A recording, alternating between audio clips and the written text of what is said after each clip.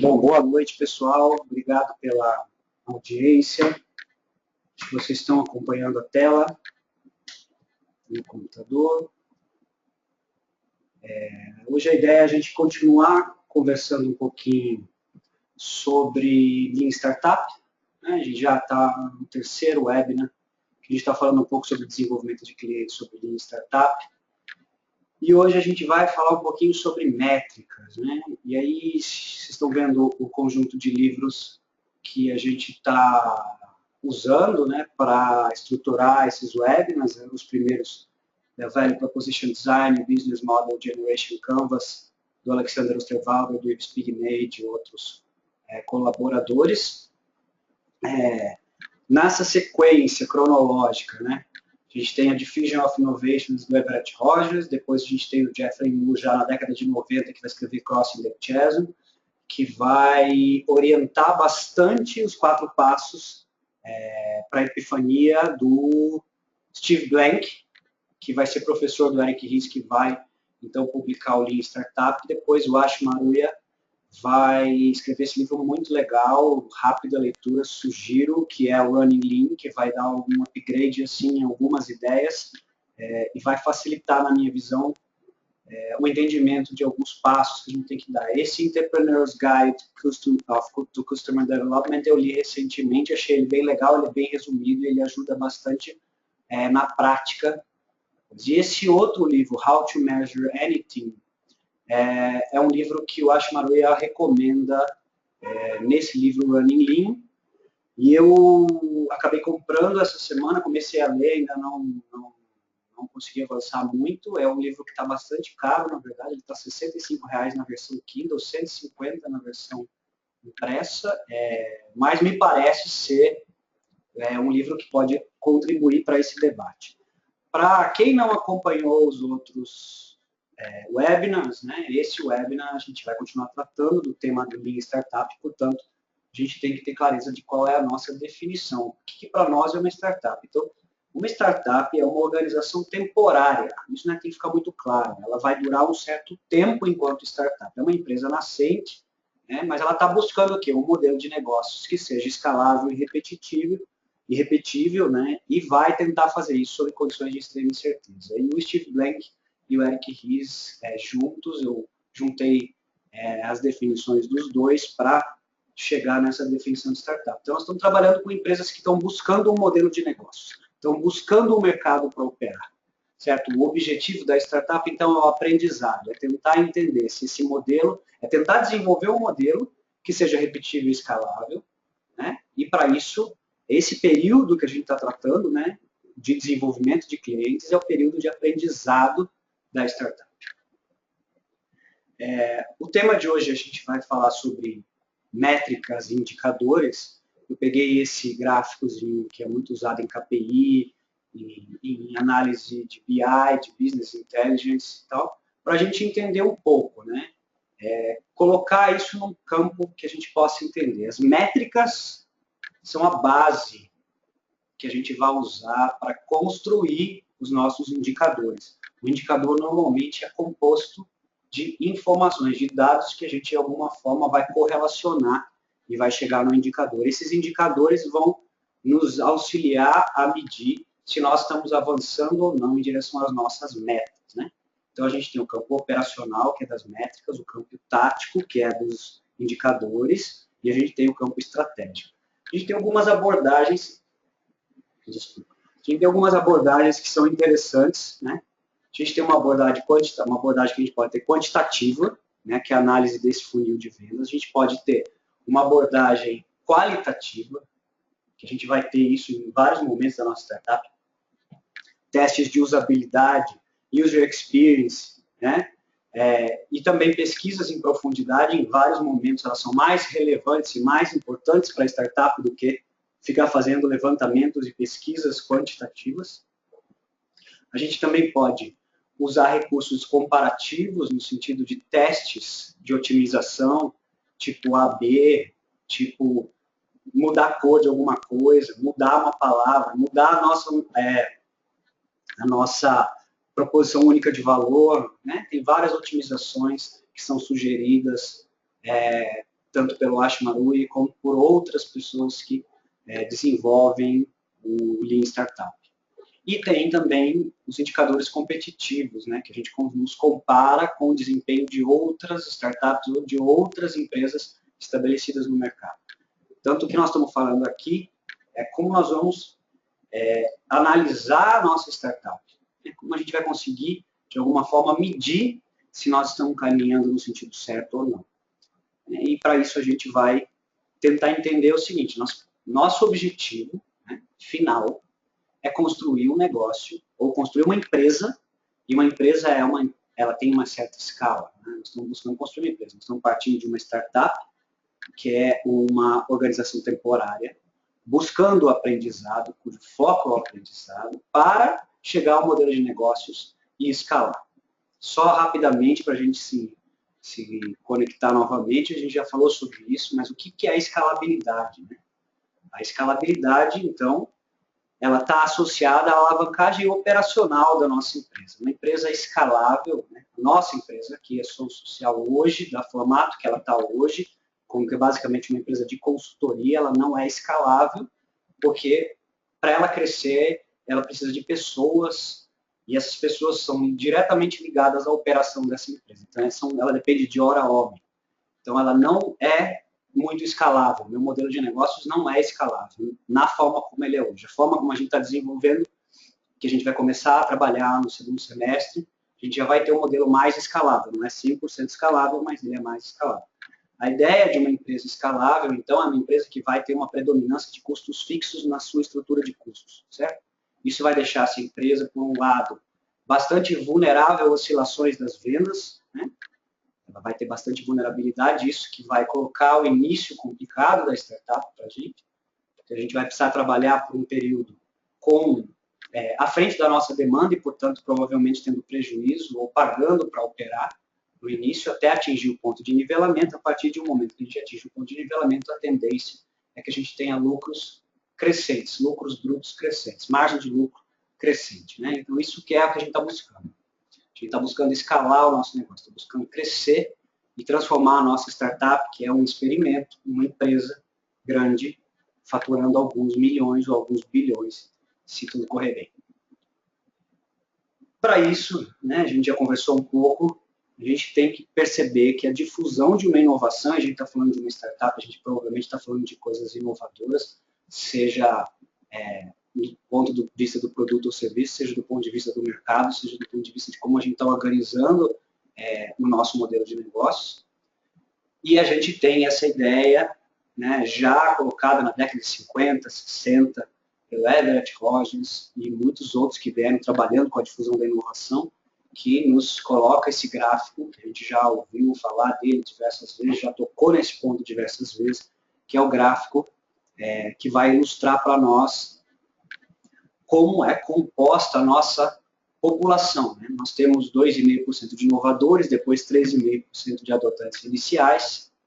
Esse pessoal, vamos dizer assim, né, esses adotantes iniciais, eles que vão ser os nossos colaboradores, aqueles que vão contribuir para o nosso aprendizado. São aquelas pessoas mais dispostas da nossa sociedade a testar, a experimentar coisas novas, diferente do pessoal pragmático e conservador do grande mercado, né? E a gente lembra também dos laggards, dos tradicionalistas, em certo sentido, mas na bibliografia a gente vai encontrar muitos são as pessoas que muitas vezes não têm acesso à educação, não têm acesso aos recursos que a sociedade permite, então elas não adotam uma inovação, não porque não querem, sim porque não têm condições de adotar. Mas nós estamos buscando esse grande mercado, que tem 68% das pessoas.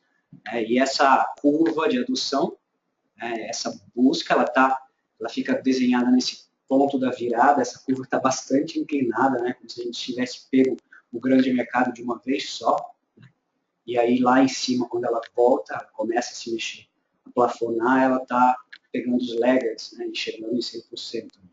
Mas é essa virada que nós estamos buscando, né? E para chegar nessa virada, a gente vai passar por várias etapas, e essas etapas estão colocadas pelo Steve Blank no desenvolvimento de clientes. Então, isso é só uma introdução rápida, eu estou passando muito rápido, e ali, se a gente notar, vou voltar só no gráfico aqui, né, a gente tem a presença de um abismo que foi incluído pelo Geoffrey Moore. O abismo entrou em 92, no livro do Geoffrey Moore, que vai dizer que a automaticidade que parecia existir na transfusão, na difusão de uma inovação ao longo, né, dessas pessoas, quer dizer, a difusão ela vai passar por canais e esses canais que vão ligar as unidades adotantes. Podem ser pessoas, empresas, fazendas. No caso, esses estudos iniciais eram para sementes de milho modificadas na década de 60 e eram estudos da sociologia rural nos Estados Unidos que deram origem a todos esses estudos de fusão. Então, havia assim uma sensação de que esse era um processo que bastava chegar em determinada penetração no mercado que a sua difusão ia ser adotada pelo mercado. E o Geoffrey Moore vai colocar essa ideia do abismo, que depois vai ficar muito evidente na leitura que o Steve Blank vai fazer na construção dos 4 passos os 4 passos de desenvolvimento de clientes. Então, aqui nesse gráfico, né, The Competitive Positioning Compass, a gente tem a ideia do Geoffrey Moore da travessia do abismo. Eu tenho a tecnologia, que vai ser os entusiastas que vão se interessar por ela. Depois, eu tenho os visionários, que seriam os adotantes iniciais, que vão começar a testar o nosso produto.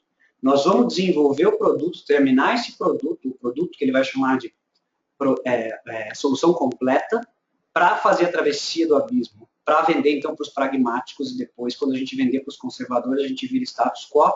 Portanto, outras iniciativas, outras empresas inovadoras vão ter que fazer o mesmo caminho e convencer os conservadores que a solução deles é melhor que a nossa. Então, o desenvolvimento de cliente, o Customer Development, o modelo desenvolvido pelo Steve Blank, ele tem 4 etapas, 4 fases. A primeira, né, que é onde a gente está concentrando nossos esforços aqui, né, ela tem 2 fases: a descoberta do cliente e a validação pelos clientes do nosso modelo de negócio. Então, na primeira etapa, a gente tem o Problem Solution Fit, que é encontrar um problema que vale a pena a gente trabalhar e testar se a nossa solução é o que os clientes buscam. Ainda um MVP, ainda um conceito da nossa solução, não necessariamente o nosso produto acabado, a nossa solução acabada. Quando a gente encontra um segmento de clientes, a gente vai tentar, junto com eles, desenvolver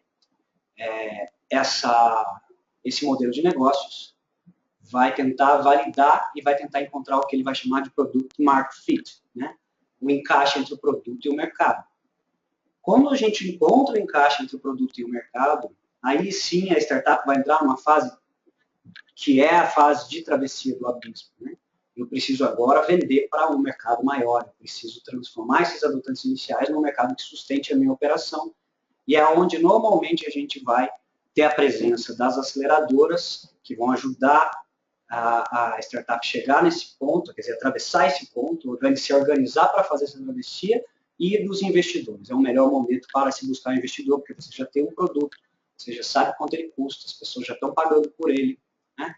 Então, você já tem um modelo de negócios, você já validou um monte de coisa, você vai seguir adiante.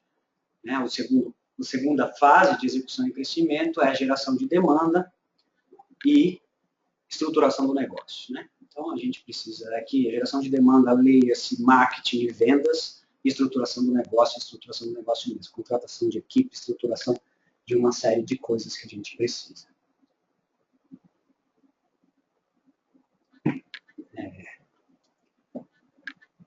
O Eric Ries vai dar para a gente uma forma de fazer isso, né? De iterar, de acelerar esse processo. Nós não vamos tratar aqui da teoria do startup, mas só para a gente lembrar, a gente vai construir, vai monitorar, vai aprender num ciclo de iteração que tem que ser o mais rápido possível. Na ideia do Ash Maruia, tem que contemplar esses 3 pontos. Né? A gente tem que ter foco, a gente tem que ter aprendizado e a gente tem que ter velocidade. Se a gente não tiver um dos 3, a gente acaba, no caso da velocidade de aprendizado, a gente acaba otimizando prematuramente. No caso da velocidade de foco, a gente pode andar em ciclos, porque a gente não está aprendendo.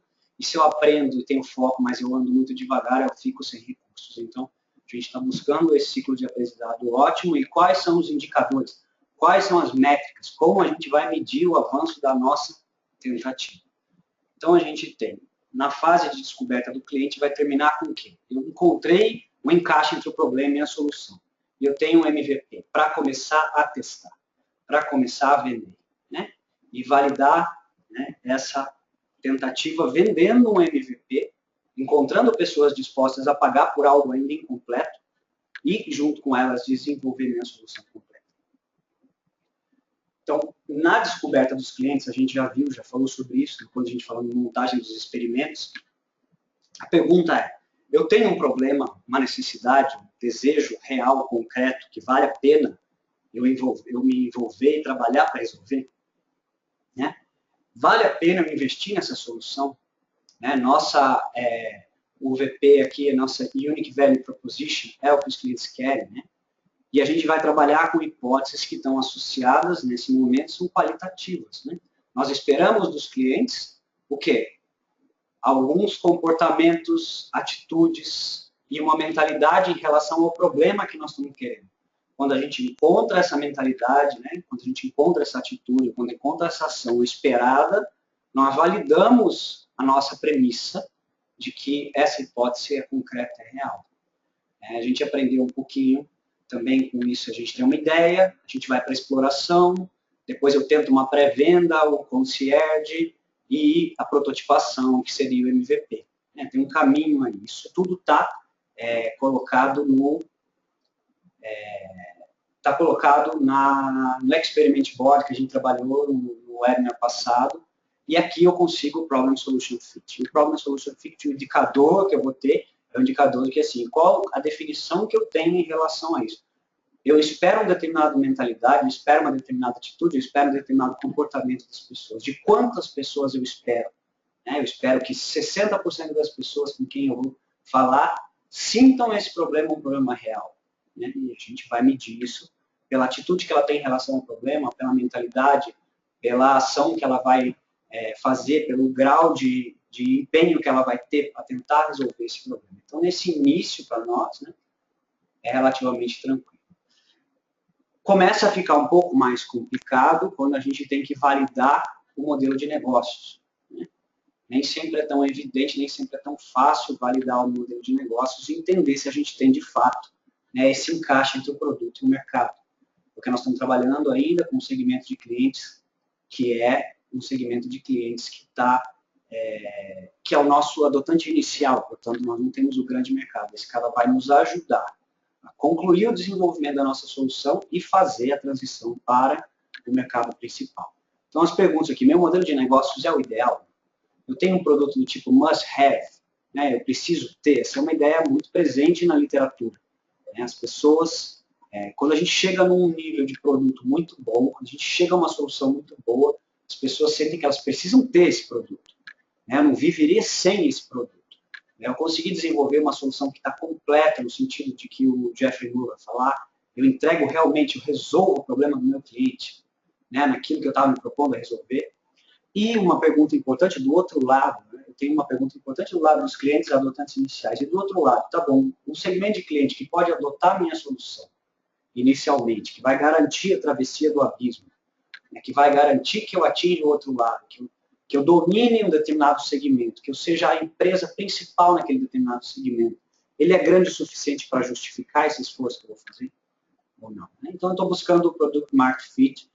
E aí, o Sean Ellis, que é um cara que escreve sobre marketing, é muito interessante, eu achei o blog dele sensacional. Ele é citado por vários outros autores. Né? Ele tem uma pesquisa que está no Kissmetrics, da Survey.io, acho que a gente pode baixar, mas para cá no Brasil não vai resolver muito, que ela é toda em inglês, mas é uma pesquisa sobre exatamente entender se os nossos clientes, se os usuários atuais da nossa solução, eles se sentiriam muito frustrados, né, very disappointed, ele vai dizer, se a nossa startup deixasse de existir hoje. Então aqui a gente tem um primeiro benchmark, um primeiro número meio cabalístico que vai aparecer, que é esse, assim, né? Um indicador para nós importante nessa fase de Product Market Fit. 40% dos seus clientes devem dizer para nós, quando a gente perguntar para eles, se a gente tirasse a nossa solução do mercado hoje, como eles se sentiriam. Sean Ellis fala também, esse número parece um pouco aleatório, mas ele vem de um estudo com mais de 100 startups, de trabalho que ele desenvolveu ao longo do tempo, ele percebeu que as startups que não chegam no patamar de 40%, né, de clientes que ficariam muito frustrados sem a solução dele, sem a solução da startup, elas têm muita dificuldade de tracionar no próximo passo. Porque a partir daqui, né, eu alcancei o Product Market Fit, eu sei que a minha solução está boa, eu tenho um produto que as pessoas querem ter, eu tenho um mercado que vale a pena eu investir dinheiro, porque agora começa a investir dinheiro de verdade. Nós vamos começar a trabalhar com marketing pesado, nós vamos acelerar os nossos canais, nós vamos montar a equipe de venda, nós vamos fazer uma série de coisas para vender. Nós vamos agora vender, né? Nós vamos acelerar o nosso negócio. E quando a gente fala de marketing e vendas no século XXI, há algumas mudanças relevantes. Esse ano é um webinar sobre marketing digital, a gente pode até fazer um marketing sobre marketing digital no próximo mês de agosto, mas a gente precisa entender um pouquinho, né, de marketing digital e entender um pouquinho algumas mudanças. Né? A gente tem um caminho, mais ou menos, que você pode ter fases, mais ou menos fases do que essa que a gente está tratando, né? Que é percorrido no ciclo de compra de um produto ou serviço. Eu tenho um momento inicial onde a pessoa vai descobrir a existência de um determinado produto ou serviço, um momento de awareness, né? Ela não era ciente da existência disso, mas tudo bem, naquele momento não necessariamente ela reconhece aquilo como útil para ela, ou como alguma coisa que ela precisa, alguma coisa que ela deseja. Em algum momento, se a gente conseguir chamar a atenção dessa pessoa, né? Se a gente conseguir trazer para nós essa pessoa, ela vai reconhecer o problema. A gente vai chamar a atenção dessa pessoa, e essa pessoa então vai passar a considerar a solução. E, por fim, ela vai decidir, a partir de pesquisas, como ela compra. Uma coisa importante para nós entendermos agora no século XXI é que essas 3 primeiras etapas, aprendizado, descoberta, reconhecimento do problema e consideração da solução, a maioria das empresas, dos produtos e serviços, ocorre fora das empresas, na verdade. Né? A gente tem o Google tratando do Zemulti, por exemplo, hoje, Zero Moment of the Truth, que vai antecipar a experiência de compra e a experiência de uso do usuário, né, do cliente. As pessoas hoje, elas chegam para comprar sabendo o que querem e tendo conhecimento do que querem. Então, a gente tem um problema adicional que a gente pode tratar depois num webinar sobre marketing digital, em que a gente tem 2, na verdade. Primeiro, que as pessoas estão decidindo fora do alcance da nossa empresa.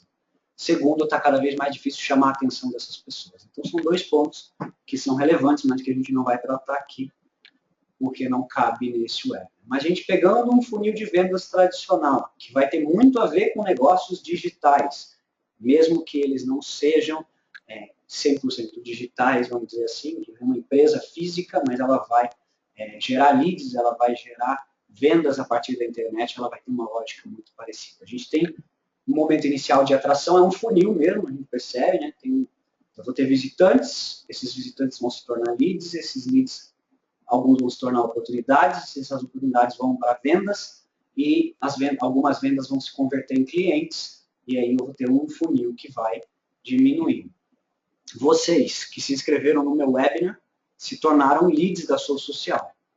Eu vou nutrir vocês com conteúdo e com outras coisas que eu tenho para oferecer para vocês, até que eu, de alguma forma, entenda que vocês estão prontos para comprar uma solução minha. Né? Não necessariamente é verdade, tem vários de vocês que só estão entrando pelo conhecimento, que nunca vão ser clientes. Mas alguns podem ser clientes daqui a um ano, alguns daqui 6 meses, e essa é a ideia muito interessante do inbound marketing, que é algo que eu gosto muito e que eu tenho trabalhado aqui e tenho ajudado as empresas a desenvolver nesse sentido.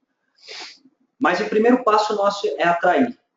A gente vai atrair, depois a gente vai ativar essas pessoas, elas vão se tornar leads, depois a gente vai nutrir, depois a gente vai vender para elas. Então a gente tem um primeiro ponto, né? Uma atração de visitantes, produzir conteúdo, utilizar conteúdo, comprar mídia, que isso é tudo inbound marketing. Né? Depois eu vou gerar materiais de topo de funil, de meio de funil, de fundo de funil, material educativo, como um webinar, né? Depois eu posso fazer um estudo de caso diagnóstico gratuito, depois posso fazer um produto ou serviço da empresa, um orçamento para vocês.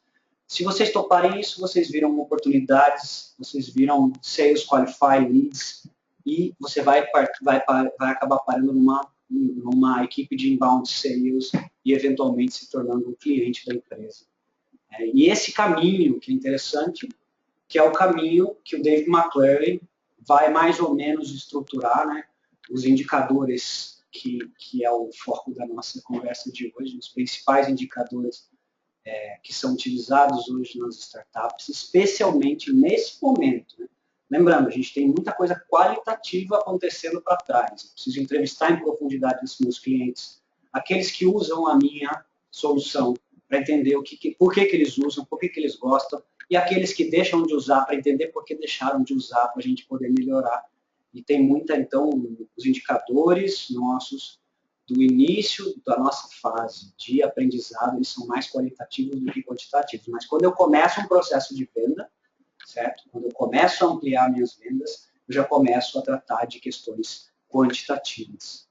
Então, essas métricas que são tratadas pelo Dave McClary. Dave McClary é um cara, um investidor do Vale do Silício, tem essa aceleradora, 500 Startups, e ele criou esse indicador, que ele chama Startup Metrics for Pirates, porque ele é um cara engraçado, e ele fala esse ARR, como se fosse um pirata, então é ARRE, que é de Acquisition, Activation, Retention, Referral e Revenue. Né? Se a gente pegar aquele funil que a gente tratou até agora, ele está ali dentro. Né? Quais os canais que eu vou usar para atrair meus clientes? Como eu vou saber, como eu vou ativar esse cliente? Supondo que eu tenho um app, esse cara vai fazer um download, vai fazer um trial de 30 dias. Né? Esse cara volta e usa meu aplicativo, e usa a minha plataforma, quantas vezes ele usa, quantas vezes ele volta. Estou conseguindo reter esse cara? Né? Está gostando do que eu estou entregando para ele? Puxa, ele adorou, então ele vai começar a referenciar, ele vai começar a falar nas redes sociais sobre nós. Isso é mais ou menos orgânico. A gente pode estimular, né, o uso de redes sociais ou deixar isso meio pronto no nosso site. Como se vocês entrarem no site da Sul Social, no nosso blog, vão ter todos os botões para compartilhamento, para a gente ajudar esse processo. E por fim, esse cara fez o trial, usou, gostou, vai ficar. Hoje eu comecei 2 trials. Estou testando o Pipedrive, estou testando o Salesforce. Né? Eu tenho alguns clientes que vão começar a usar, estão usando a plataforma de automação de marketing que vai se integrar com essas plataformas. Eu tenho que testar para aprender a usar e estou começando a usar aqui para a Soul também. Então eu entrei nisso, eu ativei, né? Entrei no site, ativei, só que eu estou em trial. Daqui a pouco, eu entrei hoje. Eu já olhei para o Salesforce e achei complexo demais para a necessidade do meu cliente e para a minha necessidade. Estou gostando mais da forma do Pipedrive. Provavelmente eu vou voltar mais no Pipedrive. Então o Pipedrive vai me reter. Se eu gostar bastante, eu vou indicar para os meus clientes, eu vou indicar para as pessoas. Portanto, eu vou fazer o referral. E em 30 dias eu vou comprar. Eu vou começar a assinar, né, a plataforma. Então, no primeiro ponto, né, da aquisição, a gente tem muitos canais disponíveis para aquisição de cliente. A gente tem o blog, a gente tem os webinars, a gente tem os canais pagos de Google AdWords, de Google Ads, de Facebook Ads, de LinkedIn, vários canais pagos, vários canais gratuitos, blogs, posts e materiais educativos e uma série de canais que a gente pode trabalhar, canais de varejo mesmo, canais físicos, e a gente tem que tentar entender assim, qual é dos canais que eu estou trabalhando que está me trazendo o maior volume, né? Maior volume de leads, de clientes, né? De prospects. Qual tem o menor custo, qual tem a melhor performance no sentido de conversão, né? Eu trago canais, o cara que entra, por exemplo, eu tenho, no caso do meu site, eu tenho um fluxo grande pelo Facebook, mas o cara do Facebook não lê o meu post até o fim. Enquanto o meu fluxo é menor do LinkedIn, mas o cara que vem pelo LinkedIn, ele lê o meu post, ele fica no meu site, ele vai buscar outras páginas. Então, ele é vamos dizer, um cliente, um potencial cliente, que tem mais chance de converter do que quem vem curioso apenas no Face, porque curtiu a foto que eu coloquei, a imagem que eu coloquei e o título do meu post. Então, são coisas que a gente tem que tentar entender. Na ativação, né? Qual é o que a gente tem que buscar na ativação? Né? Que esse cara que entrou no seu site, que foi atraído por um conteúdo, que foi atraído por um canal pago, que foi atraído por um desses canais, quando ele cair no seu site, caia numa landing page que seja atraente para ele. Né? Então, aqui tem alguns indicadores. Né? Qual o tempo que ele fica no website, quais são as page views, o que ele clicou. E aqui valem muitos testes comparativos para a gente testar testes AB em landing pages, testes de CTAs, né, Call to Action e outras coisas que a gente pode fazer no nosso site para aumentar as taxas de ativação que a gente experimenta. Um outro importante para a gente, especialmente, né, a retenção. No momento da nossa startup nascente, no momento que a nossa startup ainda não conseguiu atingir o Problem Solution Fit, né, não, o Product Market Fit, ou o encaixe entre o produto e o mercado, a retenção é fundamental. A gente observar se o cara está voltando, se ele está usando a nossa solução, quantas vezes ele usa a nossa solução, se ele clica na nossa solução, e aí tem vários indicadores que a gente pode pensar em cada um dos casos da nossa empresa, né?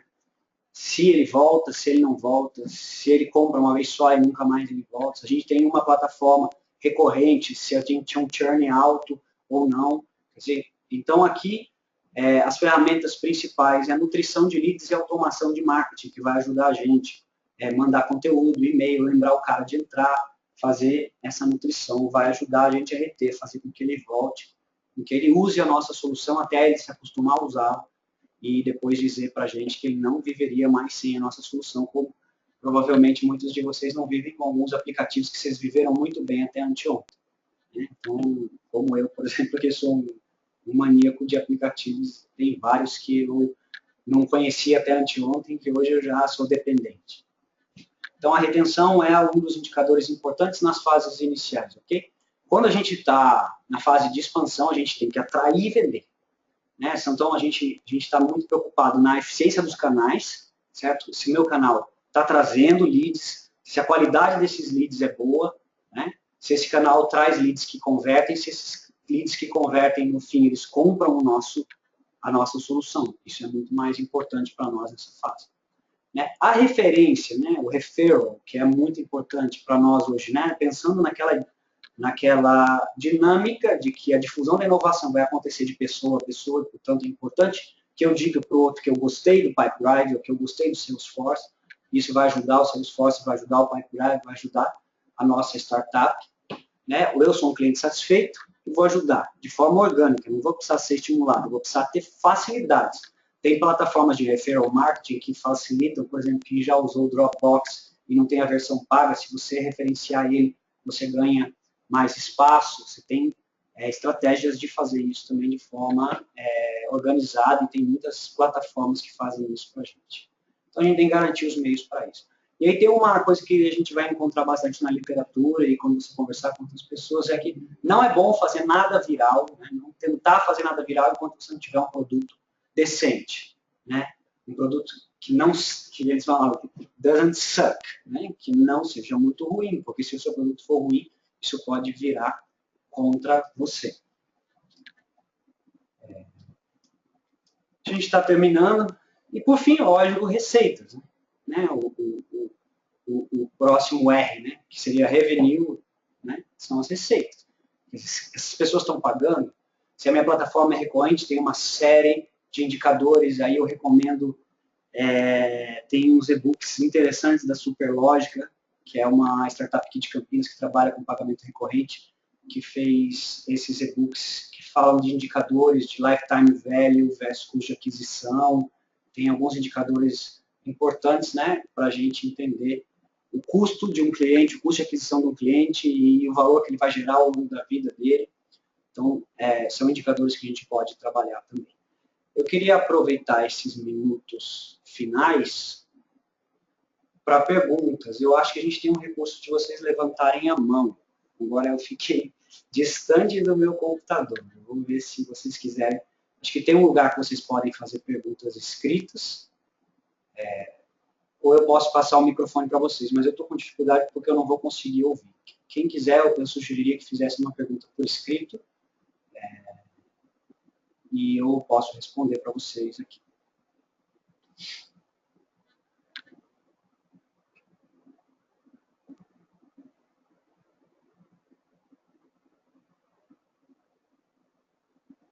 Deixa eu ver se tem alguma pergunta.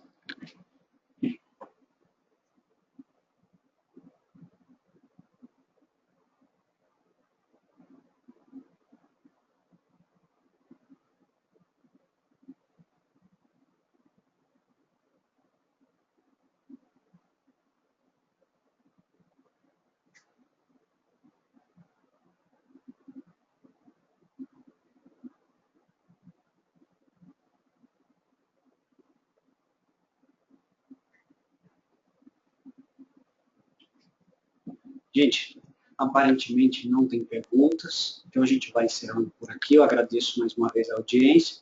Se alguém tiver perguntas, né, que não foram respondidas aqui, peraí, que apareceu uma pergunta.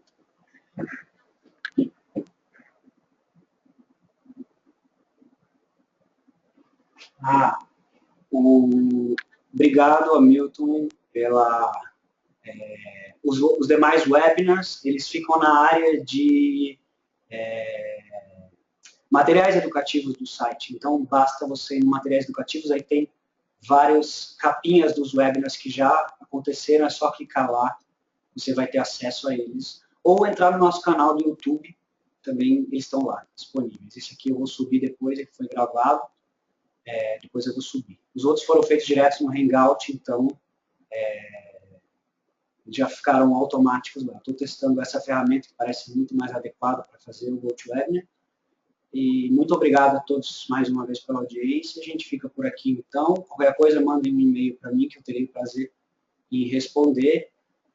E verifiquem também no blog, hoje eu escrevi um pouco sobre, ontem, né, na verdade toda quarta-feira a gente publica, escrevi um pouquinho sobre desenvolvimento de clientes do Product Market Fit, e a semana que vem eu vou falar um pouco sobre esse tema de hoje, sobre indicadores, e fechando um ciclo aí de posts sobre desenvolvimento de clientes. Obrigado, então, e boa noite para todos.